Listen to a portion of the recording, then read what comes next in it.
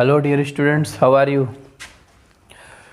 आप लोगों का तो समय बढ़िया कट रहा होगा। इस समय छुट्टियाँ उट्टियाँ बीत रही होंगी आराम से, पढ़ाई भी हो रही होगी कुछ। पिछली क्लास में आपको ये बताया गया था नाउन के बारे में। अभी तक नाउन की 2 क्लास हो गई हैं आपकी। तो पहली क्लास में इंट्रो हो गया था, इंट्रोडक्शन वगैरह पूरा नाउन का और उसके पार्ट वगैरह। दूसरी क्लास में उसके पार्ट का डिस्कशन हुआ। इसके बाद आज आपकी नाउन की 3rd क्लास हो रही है, जिसमें जो पार्ट रह गए थे, जैसे एब्स्ट्रैक्ट नाउन रह गया था, वो सब आपको बता रहे हैं। अभी कुछ एग्जांपल आपके करा देंगे, जिससे आपको ये पता चलेगा कि कौन सा एब्स्ट्रैक्ट है, कौन सा कॉमन नाउन है, कौन प्रॉपर नाउन है। इसके अलावा नरेशन की क्लासें हो चुकी हैं। तो नरेशन की क्लासें जो हो चुकी हैं, तो उनमें से आप ये करिए कि जो पार्ट, उसमें पार्ट वाइज पढ़े हुए हैं ना, 1 2 3 करके। तो आपको जो नहीं आ रहा, अगर असर्टिव नहीं आ रहा, इंट्रोगेटिव नहीं आ रहा, इंपरेटिव, एक्सक्लेमेटरी जो भी नहीं आता, तो अपने पार्ट के हिसाब से देख लीजिए, तो आपका नरेशन क्लियर हो जाएगा। इसके अलावा हम लोगों के यहाँ से जो संकल्प IQ है, इसमें से ऑनलाइन टेस्ट का शेड्यूल चालू हो गया है, काफ़ी दिन से चल रहा है। तो आपको 2 दिन वीक में डिसाइड किए गए हैं। फर्स्ट आपका संडे तो है ही है, दूसरा आपका एक रखा गया है बृहस्पतिवार। उस दिन आपको बृहस्पतिवार के दिन शाम को, रात के समय 9 बजे से 10 बजे तक आपको ऑनलाइन रहना है, जिसमें आपको सारे सब्जेक्ट्स जो होते हैं, रीजनिंग है, मैथ है, इंग्लिश है, जनरल साइंस हो गई, ये सारे का आपका मतलब ये सभी सब्जेक्ट का आपका ऑनलाइन टेस्ट होगा। इसके अलावा संडे की टाइमिंग जो है, संडे की टाइमिंग 10 बजे संडे की टाइमिंग आपकी रहेगी। संडे वाले दिन में होगा, 10 बजे से आपका स्टार्ट होगा 11 बजे तक। और इसके अलावा बृहस्पतिवार को आपका रहेगा 9 बजे से। तो आप इसको ज़रूर अटेम्प्ट करें और बताएं, कमेंट करके ज़रूर बताना नीचे टेस्ट ख़त्म होने के बाद कि आपके कितने नंबर आए और ये कैसा लग रहा है आपको। अगर उसमें भी कोई दिक्कत आ रही तो आप लिख के बताइए, तो हम लोग उसको सुधार जरूर करें। तो अब अपनी क्लास पे आते हैं, देखते हैं एब्स्ट्रैक्ट नाउन आपका। एब्स्ट्रैक्ट नाउन हो गया। हाँ, एब्स्ट्रैक्ट नाउन से स्टार्ट करते हैं आपका। एब्स्ट्रैक्ट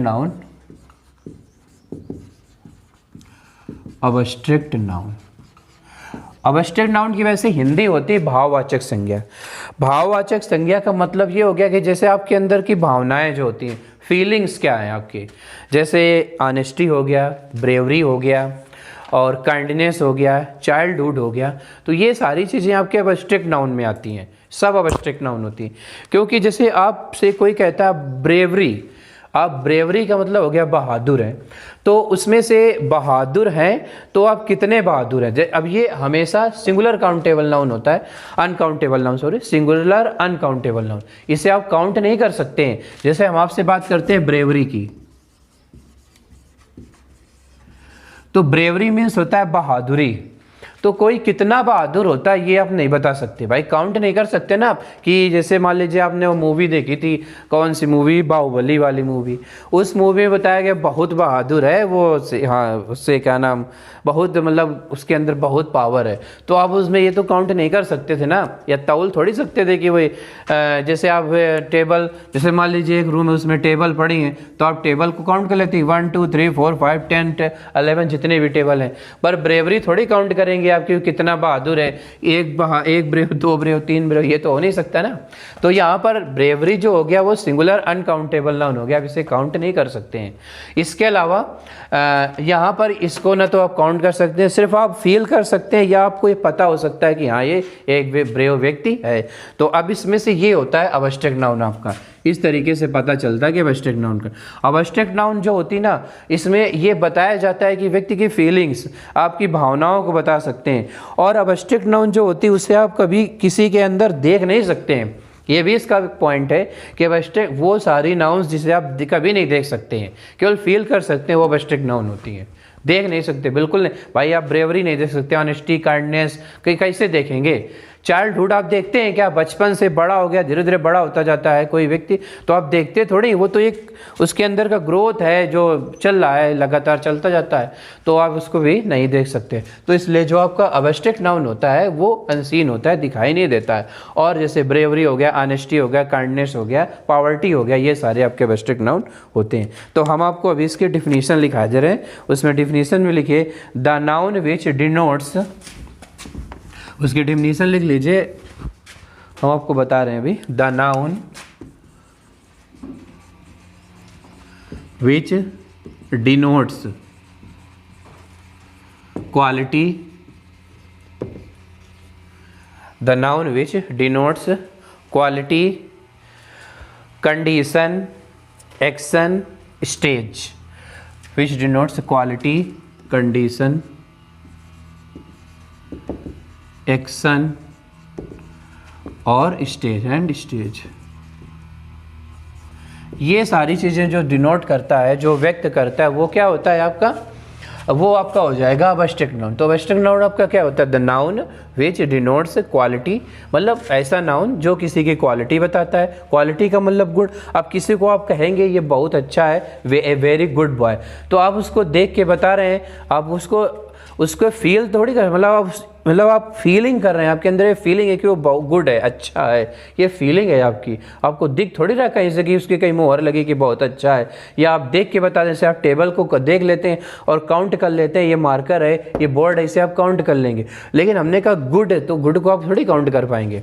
तो अब इसके बाद कंडीशन, एक्शन और स्टेज। तो ऐसी नाउन जो क्वालिटी बताती है, कंडीशन, एक्शन और स्टेज को बताती है, उसको क्या बोलते हैं, अबस्ट्रैक्ट नाउन होती है। और ये सिंगुलर अनकाउंटेबल नाउन होती है, और ये सिंगुलर होती है, हमेशा सिंगुलर में यूज होता है। सिंगुलर अनकाउंटेबल नाउन है, और हम इसे क्या कर सकते हैं, हम इसे देख नहीं सकते हैं, सिर्फ फील कर सकते हैं। तो इसमें से एग्जांपल जैसे आप हो गया ऑनेस्टी, काइंडनेस, ब्रेवरी, ये इनफ है, इतनी बहुत है। तो ऑनेस्टी हो गया, काइंडनेस हो गया, ब्रेवरी हो गया, ये सारे आपके नाउन्स हो जाते हैं। जैसे कि और अगर लिखना है, जैसे चाइल्डहुड हो गया, ओमेनहुड हो गया, चाइल्डहुड, ओमेनहुड, ये सारे भी होते हैं।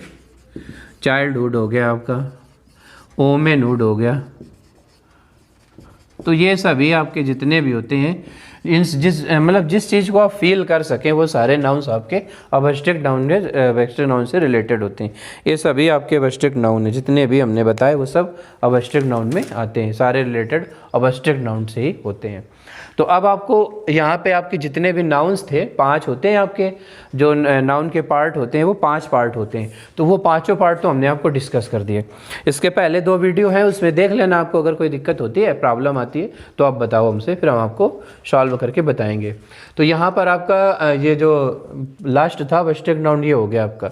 तो आपके 5 डिस्कस हो। अब हम कुछ एग्जाम्पल बता दे रहे हैं, तो उन एग्जाम्पल से आप ये देखो कि उसमें कौन सा नाउन है, चूज़ करिए, आप उसमें सेलेक्ट करिए कि कौन कौन से नाउन है। तो थोड़ा सा उससे आपको ये कुछ एग्जाम्पल्स बताने से पता चलेगा ना, थोड़ा सा रिवाइज हो जाएगा, को रिमाइंड हो जाएगा जो पीछे आपको नाउन बताए गए हैं, कौन सा कॉमन है, कौन सा प्रॉपर है, कौन सा अबस्ट्रैक्ट है, कौन मटेरियल है, कौन कलेक्टिव है। ये सारी चीज़ें थोड़ा आपको क्लियर हो जाएंगी। तो हम आपको कुछ एग्जाम्पल बता रहे हैं, तो उनमें से देखो। तो देखो फर्स्ट एग्जाम्पल आपका जो दिया है वो है, Ashok picked up the ball and threw it Shweta. Ashok picked up the ball and threw it to Shweta. तो अब देखिए यहाँ पे कह रहा है Ashok picked up the ball and threw it to Shweta. तो अब यहाँ पर आपको ये आपका फर्स्ट एग्जाम्पल है। अब इस एग्जाम्पल में आपको ये बताना है कि कौन कौन सा नाउन है। तो देखो अभी जब पढ़ रहे थे नाउन, तो नाउन हमने आपको बताया कि नाउन क्या होते हैं, जितने भी नेमिंग वर्ड होते हैं, it is a naming word. हमने आपको डिफिनीशन बताई थी, it is a naming word. तो जितने भी नेमिंग वर्ड होते हैं जिसका आप कोई नाम दे सकते हैं, वो नाउन होती है। तो यहाँ पर देखिए आप यहाँ पर और जितने नाम दे सकते हैं, तो देखो अशोक एक नाम होता है, बॉल आपका हो गया और थ्रू हो गया। तो ये सारे वर्ड आपके कौन से होते हैं, नाउन होते हैं आपके, कि ये कौन से नाउन है आपके। तो अब यहाँ पर देखिए, अब आपको ये बताना है कि कौन से नाउन है। तो सबसे पहले Ashok picked up the ball and threw it to Shweta. Ashok एक पर्टिकुलर व्यक्ति का नाम है, तो ये कौन सा हो जाएगा, प्रॉपर नाउन। बॉल एक कोई भी बॉल होती है, लेकिन जब एक बॉल का नाम दे दिया जाए कि एक कास्को की बॉल है या अदर जो भी बॉल आती हैं, जितने भी नाम होते हैं, सब नहीं पता हमको, तो वो बॉल जो होती है उसका एक पर्टिकुलर अगर हम नाम दे देते तो ये भी प्रॉपर नाउन होता है। बट बॉल का आ गया ना, तो जितनी भी बॉल होंगी वो सभी एक, भाई हर बॉल को हम बॉल ही तो कहते हैं, चाहे वो किसी भी कंपनी की बॉल हो, बॉल ही कहेंगे। लेकिन जब उसके पहले कंपनी का नाम आ जाएगा तो फिर वहाँ क्या हो जाएगा, स्पेशल। तो वो यहाँ पे प्रॉपर नाउन बन जाएगी। अब ये कौन सी नाउन है, कॉमन नाउन है। इसके बाद जैसे ये श्वेता, ये भी एक नाम है तो ये भी प्रॉपर नाउन है, क्योंकि नेमिंग में क्या होता है वो आपको ये, जैसे मान लीजिए श्वेता जो है वो एक ही श्वेता, एक ही व्यक्ति, एक ही गर्ल्स का नाम, एक गर्ल है उसका नाम श्वेता है, बट बहुत सारी गर्ल्स होती हैं जिनका नाम श्वेता होता है, लेकिन हर गर्ल्स की अपनी अपनी क्वालिटी है। जो एक श्वेता है वो अपने आप में एक ही है। अशोक जो है वो अशोक 10 लोगों के नाम हो सकते हैं, लेकिन यहाँ पर जो अशोक है वो अपने आप में एक होगा, विशेष होगा। तो अब इसके बाद Ashok picked up the ball and threw it to Shweta, तो यहाँ पर ये आपका प्रॉपर नाउन हो गया, कॉमन नाउन हो गया, और ये प्रॉपर नाउन हो गया आपका। Okay, I hope it is clear. Second देखिए एग्जाम्पल, सेकेंड एग्जाम्पल आपका कह रहा है the Taj Mahal is in Agra. The Taj Mahal is in Agra. अब इस एग्जाम्पल पे देख लीजिए, आप कह रहे हैं the Taj Mahal is in Agra. अब इसमें से देखिए यहाँ पे ताजमहल दिया है और आगरा, यही दो आपके नाउन है। नाउन क्या, इट इज़ इन नेमिंग, तो दोनों में से कौन से हैं? देखो ये भी किसी प्लेस का नाम है, बिल्डिंग का नाम है, तो ये आपका प्रॉपर नाउन हो जाएगा। आगरा एक प्लेस का नाम है तो ये भी प्रॉपर नाउन हो जाएगा, क्योंकि यहाँ दोनों प्रॉपर नाउन। अगर यहाँ पे आगरा की जगह सिटी दिया होता तो सिटी आपका कौन सा नाउन होता? कॉमन नाउन हो जाता। ओके, जैसे यहाँ पे एक चीज़ और देखो, यहाँ पे टेम्पल दिया होता तो टेम्पल आपका कौन सा नाउन होता है? Common noun. बट अगर टेम्पल का नाम जैसे प्रेम मंदिर या कोई भी मंदिर हो तो वो आपका प्रॉपर नाउन बन जाएगा, ये आपका वैसे कॉमन नाउन होगा। तो ये हमने आपको बताया थे सारी चीज़ें। अब देखिए नेक्स्ट एग्जाम्पल और देख लीजिए, ऐसे ही आपको बता दें। इससे आपको ये पता चलेगा, ये जितने भी एग्जाम्पल आपको बताए जा रहे हैं ना, ये सारे एग्जाम्पल्स से आपको एक बार ये पता चल जाएगा ना कि कौन सा प्रॉपर होता है, कौन सा कॉमन कलेक्टिव। दूसरी चीज़ ये है ना, ये जितने भी एग्जाम्पल हैं इनमें से जैसे एयरफोर्स वगैरह का भी एग्ज़ाम दोगे तो उसमें से ये कोई भी एग्जाम्पल दे दिया जाएगा तो उसमें से ये सेलेक्ट करना होता है, उसमें बताना होता है कि उस एग्जाम्पल में जो भी एग्जाम्पल दिया होता है कौन सा कॉमन नाउन है, कौन प्रॉपर नाउन है। ये आपके एयरफोर्स के exam, navy exam, NDS ADS वाले में श्योर हैं जो आते हैं। एक नंबर का एक एग्जाम्पल आपको ज़रूर मिलेगा जिसमें बताना होगा कि नाउन कौन सा है, या आगे जैसे आप एडजेक्टिव पढ़ोगे, प्रोनाउन पढ़ोगे तो उनमें से भी बताना पड़ेगा कौन सा नाउन है, कौन सा एडजेक्टिव है। ये सारी चीज़ें आपको उसमें सेलेक्ट करने के लिए आती हैं, इसलिए आप थोड़ा ध्यान से देखिए इनको, और अगर कुछ समझ में ना है तो आप ज़रूर बताइए। नेक्स्ट आपका थर्ड एग्जाम्पल है the team of the players got down from the bus. The team of the players got down from the bus and got down from the bus and entered the stadium and entered the stadium and entered the stadium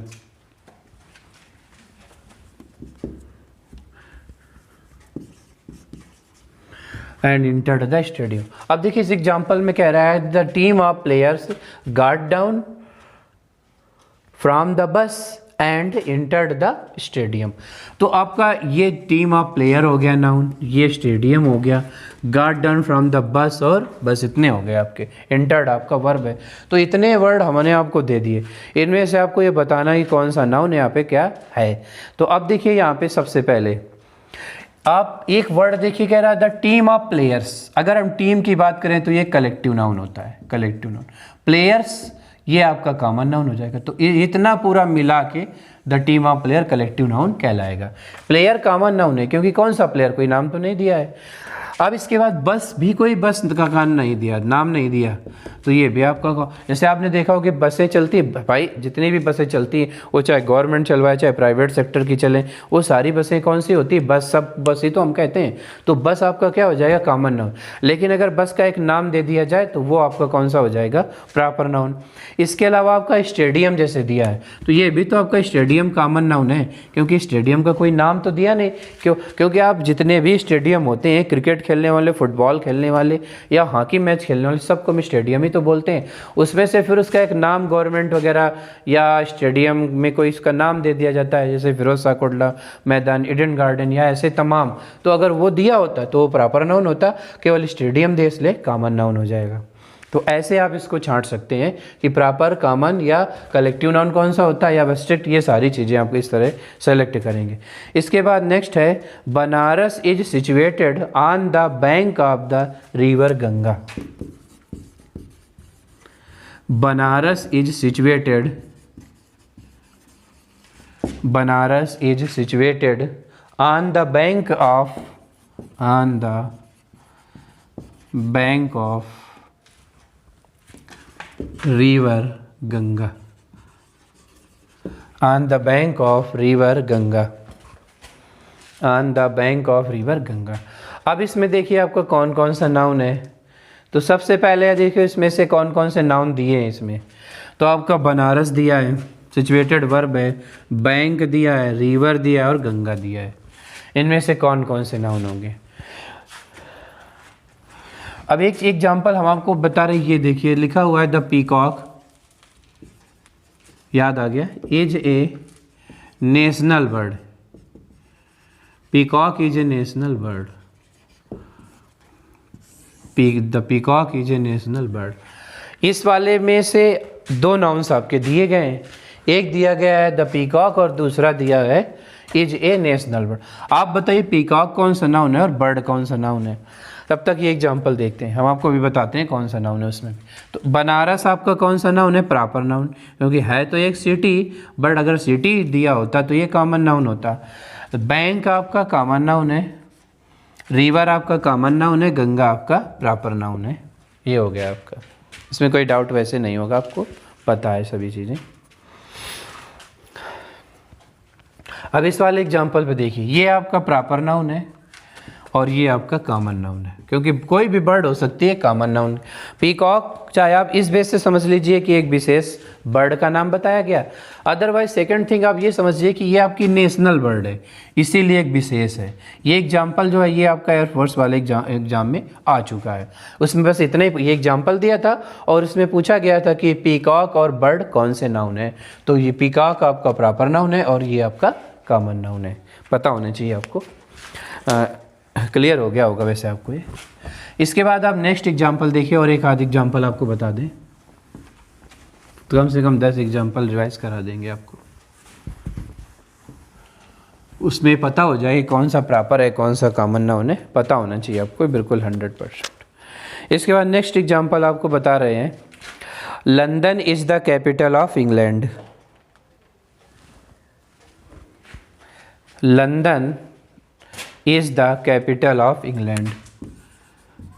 London is the capital of England. अब देखिए इसमें London is the capital of England दिया हुआ है, इसमें कौन कौन सा है। लंदन आपका हो गया, कैपिटल हो गया और इंग्लैंड। तो देखिए ये तो एक विशेष जगह का नाम है भाई, लंदन एक जगह सिटी का नाम है ना, तो जब सिटी का एक नाम दे रहा है तो ये हो जाएगा आपका प्रॉपर नाउन। कैपिटल कौन सी कैपिटल नहीं कह रहा, तो यहाँ पर ये कॉमन नाउन और ये आपका प्रॉपर नाउन, क्योंकि इंग्लैंड एक जगह का नाम है, एक राष्ट्र है, नेशन है, तो इसलिए इंग्लैंड हो गया। लंदन उसके अंदर पाया जाता है, सिटी है उसका, तो यहाँ पर ये प्रॉपर नाउन हो गया, वो भी प्रॉपर नाउन और कॉमन नाउन। इसके बाद नेक्स्ट आपका अगला है, the soldiers were rewarded for their bravery. The soldiers were rewarded for their bravery, BRAVER। अब देखिए इस एग्जाम्पल में सोल्जर्स, ब्रेवरी, ये कौन कौन से नाउन होते हैं। तो अब देखिए यहाँ पे सोल्जर्स हो गया और रिवार्डेड आपका वर्ब है ब्रेवरी, तो सोल्जर्स आपका कॉमन नाउन हो जाएगा, वो भी प्लूरल है, और रिवार्डेड आपका एब्स्ट्रैक्ट नाउन है, भाववाचक है, क्योंकि अभी बताया था आपको जस्ट कि जो ब्रेवरी होता है, ब्रेवरी मीन्स होता है बहादुरी, और बहादुरी का मतलब वो बहादुर था सोल्जर, बट आप बहादुरी को उसकी काउंट नहीं कर सकते ना कि एक था कि दो था, कैसा बहादुर था, ये आप उसका काउंट नहीं कर पाएंगे। तो इसीलिए जब soldiers were rewarded for their bravery, तो आपका ब्रेवरी अब एब्स्ट्रैक्ट नाउन हो गया और सोल्जर्स आपका कौन सा हो गया, कॉमन नाउन हो गया। वैसे आपको एक चीज़ और बताएं, इसके बाद आपको नेक्स्ट क्लास जो होगी ना उसमें से आपको सिंगुलर प्लूरल बता देंगे, नाउन में नंबर बताएंगे, सिंगुलर प्लूरल नंबर कैसे होंगे। नंबर्स के बाद आपको एक क्लास वोकैब की हो जाएगी जिसमें से आपको कुछ वोकैब वगैरह बताए जाएंगे याद करने के लिए, तो आप उनको उस क्लास को देखिए 4th क्लास में बता देंगे आपको। अगली क्लास जो होगी वो वोकैब की होगी या उसके बाद वाले, तो उसमें कुछ वोकैब बता दी जाएंगी जो आपको लर्न करनी होगी। अच्छे से लर्न करा के हम आपको बताएंगे, यहाँ पे ब्लैक बोर्ड पे लिख के उनको कैसे आपको लर्न करना है बताएंगे।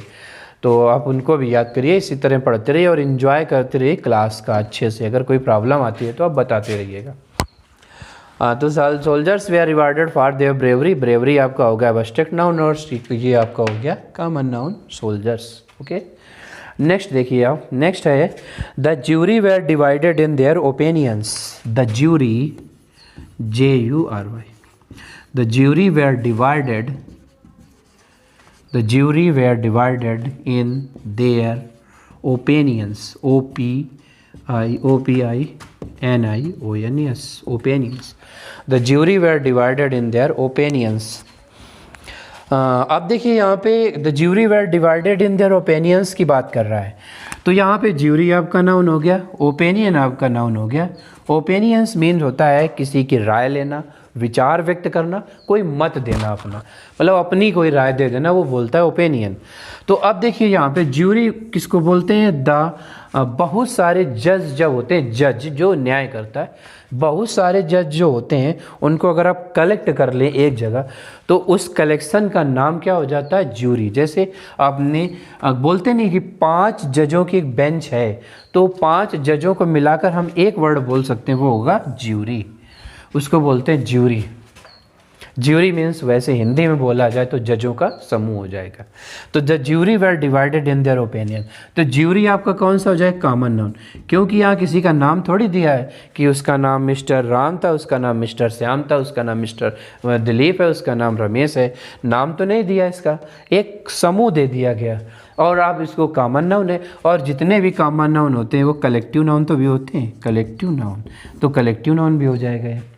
इसके बाद ओपिनियन आपका एब्स्ट्रैक्ट नाउन हो जाए, क्योंकि ओपिनियन आपकी राय, विचार, एडवाइस, ये सलाह, तो आप सलाह दे रहे हैं बट दिख नहीं रही ना, अनसीन चीज़ें जितनी भी होती हैं वो एब्स्ट्रैक्ट नाउन होती हैं। तो आपका ये हो गया, ये ज्यूरी आपका कॉमन नाउन भी है, सेकंड आपका कलेक्टिव नाउन भी है, और ओपिनियन आपका हो गया एब्स्ट्रैक्ट नाउन। ओके, नेक्स्ट देखिए, आप इसको एक बार रिवाइज करते जाइए। नरेशन की क्लास जो है वो पड़ी हुई है, उसको आप देख लीजिए प्लेलिस्ट में जा कर के। अगर वहाँ कोई प्रॉब्लम है तो आप बताइए। अच्छे से एंजॉय करिए पढ़ाई का, इस समय लॉकडाउन चल रहा है इसलिए आप घर पे रहिए और बी केयरफुल, इसके अलावा पढ़ाई करते रहिए बस। नेक्स्ट एग्जाम्पल आपका जो है वो दिया है, आई हैव गोल्ड एंड सिल्वर।